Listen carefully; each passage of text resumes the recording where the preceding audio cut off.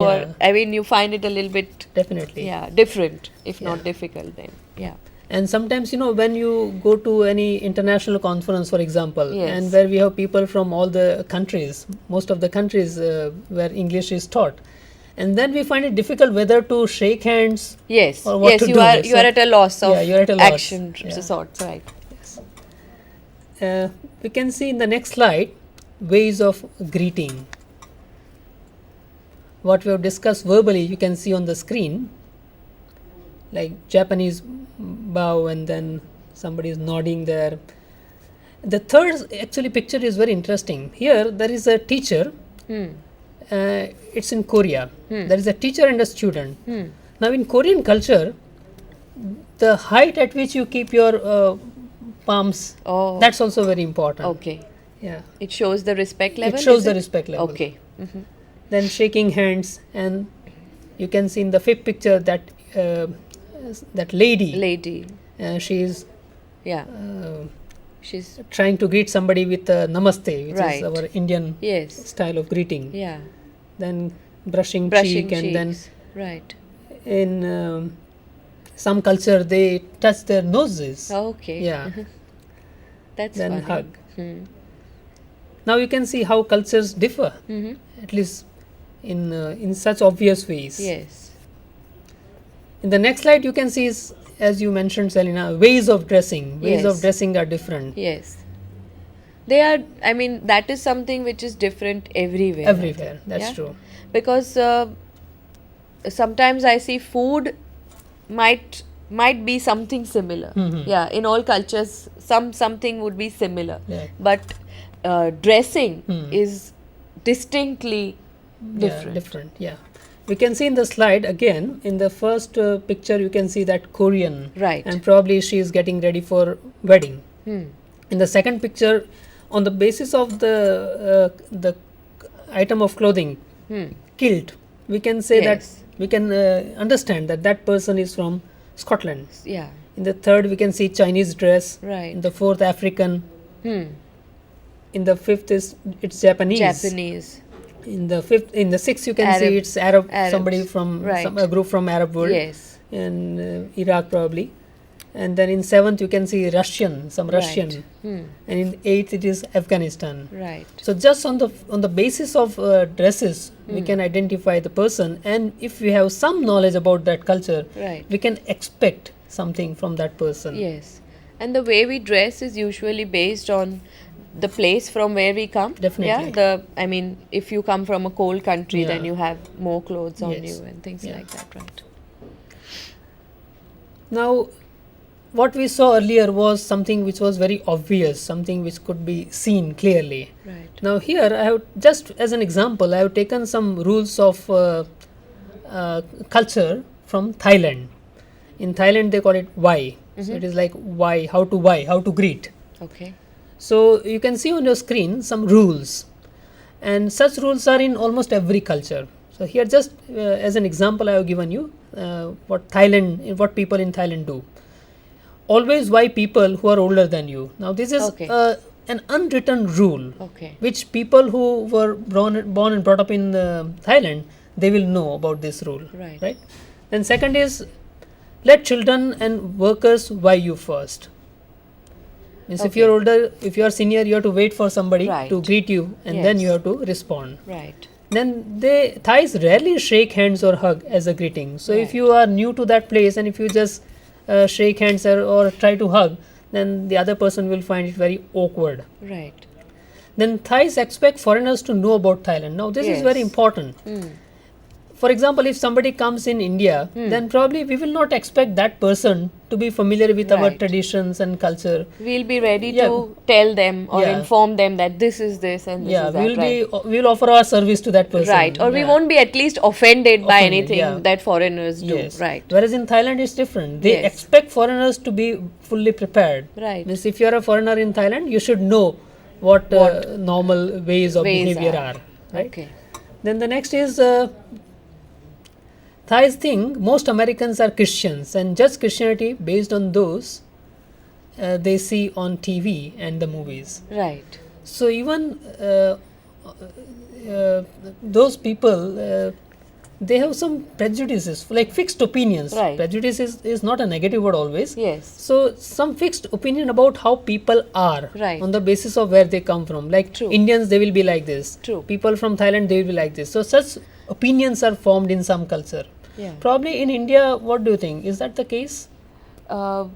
We are quite open To accept all to differences. accept all Yeah. cultural differences, because Right. as you said, we have been a multicultural Yeah. country, and otherwise also we wouldn't expect anything or we won't be offended at Yeah, least. right. Yeah. We can see the next slide, please. We would also be more aware of other cultures, I think. Yeah, probably. Yes. Yeah. Right. We wouldn't be. Yeah. Yes. So the next, now that we have understood cross-cultural communication, it is important for us to decide what to study in CCC, cross-cultural communication. So as we know, we have verbal communication and non-verbal communication. Right. So let's first take verbal communication.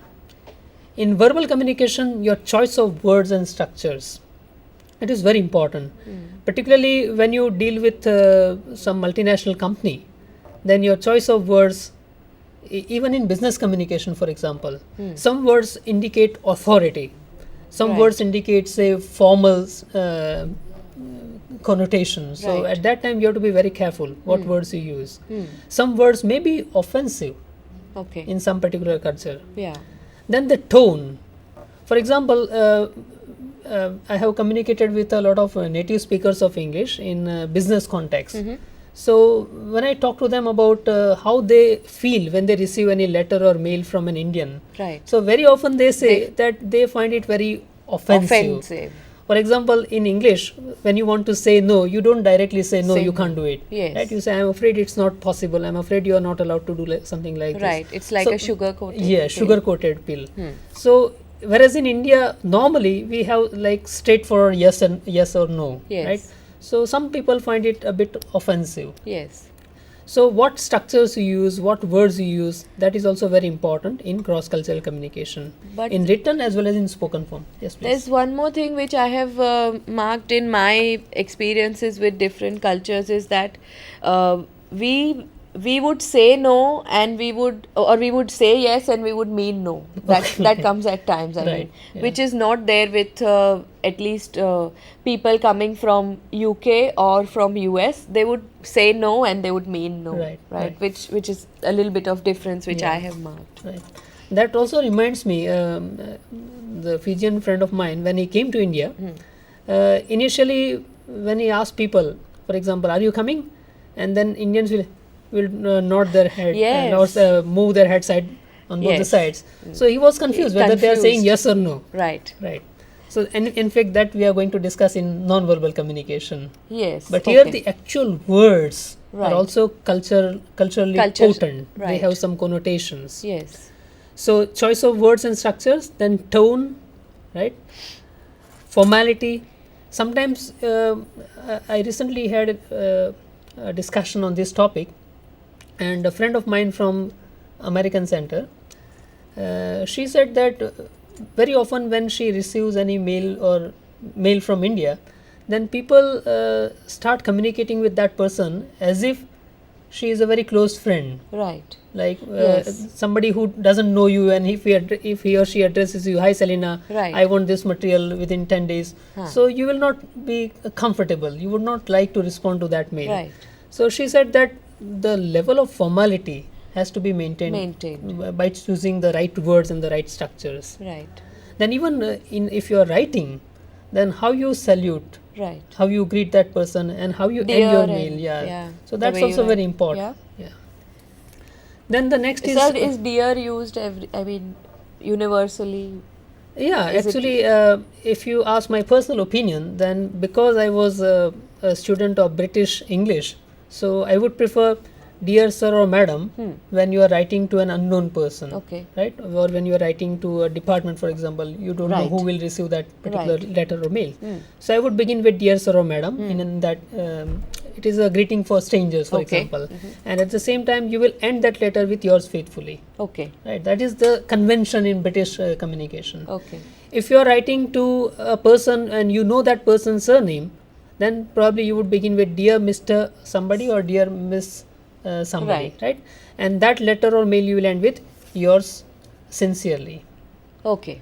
And if that person is known to you, very close, Right. then probably you would say, or the person with whom you communicate in and day out, Right. then you would say, dear Sarina, and at the end you will write best wishes. Okay. Right? Right. So that is what I normally follow. Right. But if you go for say American business communication, then probably they would use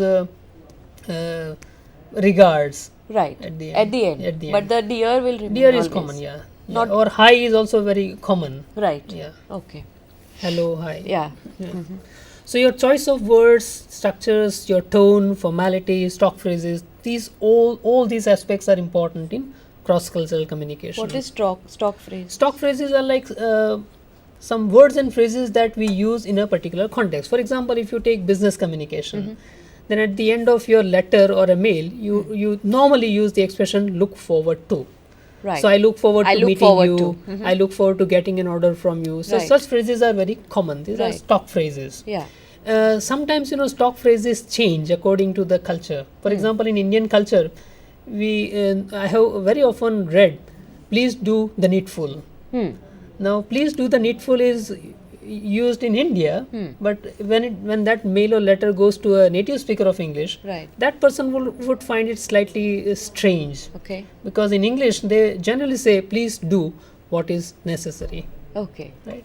So Yeah. these are some cultural differences via that you can see in words. Okay. The next is next slide, please. Yeah, this one is. In the next slide, we can see what should we study in non-verbal communication. Right. Now, here it's very important in cross-cultural communication. Space.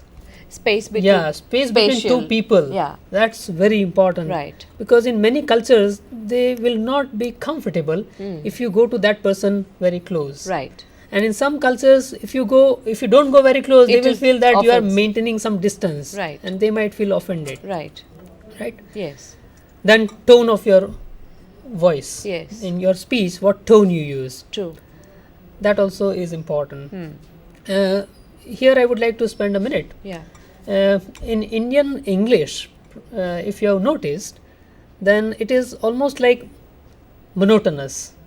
There isn't much rise and fall in the pitch of our voice. Right. So native speakers of English, when we interact with them, or those who are familiar with standard English, they will find, find it. a bit off-putting. They Right. would not like to continue communication unless until it is vital, Right. right?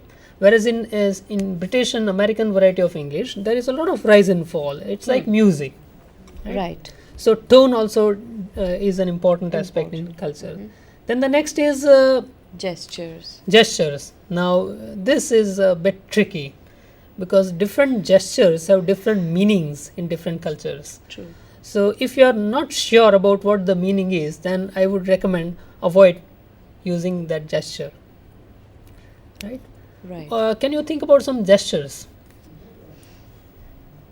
I've seen Americans or English people. They use a lot of hands while Yeah. talking. Right. I can't think of Yeah. another. Such In Indian gesture. context, what we use "come" and even "bye" or Bye. "all the best." Now, Right. for example, this "all the best" when somebody is going for an examination, right? You Yeah. do like this "all the best."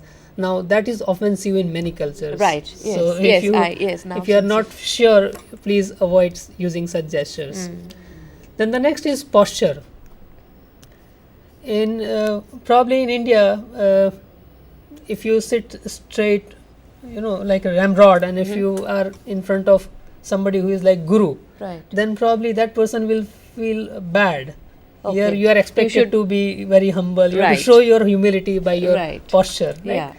So according to the culture, it will change. Or we stand up when Yeah. when someone is there. I mean, Yes. if you respect someone, then you stand up. Yes, yeah. That's what. Okay, fine. Right. Right. Let me share my personal experience. When I went to the UK to attend the IITFL conference, and I met Professor David Crystal, whose books we have studied for Right. ages. And when I met him, immediately, without giving a second thought, I just bowed down at his feet. Huh. And he was a bit confused. He didn't know what to do. Right. So he looked at me, and then I said, "You keep your hand on my head." And he did that. And then we shared some such Right. ways of giving blessings in different cultures. You had to explain. Yeah, I had to explain to him, Right. and then we shook hands also. Right. It was very interesting. Hmm. So postures, then silence. Silence at times, I mean, Yeah. not speaking at times would mean different things for different people. Yes, definitely. Yes. When you're talking about silence, I would like to tell you, if you are on a phone call with someone who is in a foreign, I mean foreign for me like US or America, and if you'll keep on saying hello, hello, hello, and they would feel offended. I mean, they would say keep talking, and I was saying hello because I could not listen to anything from the Right, other right. side, Yeah. on the other end. So I mean, I Yeah. was Silence has its own meanings in Yeah. different cultures and different situations. Right. Right. The next is turn taking.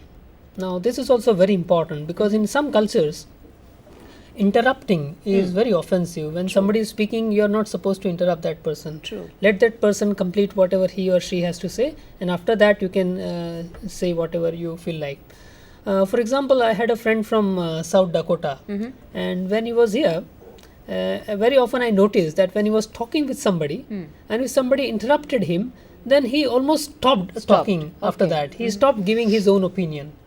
So he felt True. in a bit Offended. yeah, a bit offended. Right. Yeah.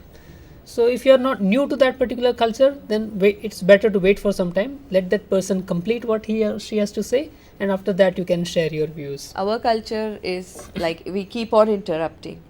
Yes, probably. Yeah, I mean that's as I understand that's the way of talking. I mean, Yeah. I don't mean to offend, but when am I going to tell you my point of view? I Right. mean, it becomes something like that. Yes.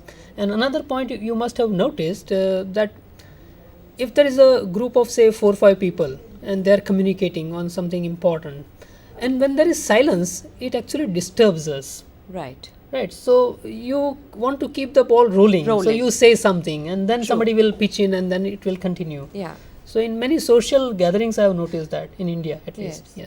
We usually are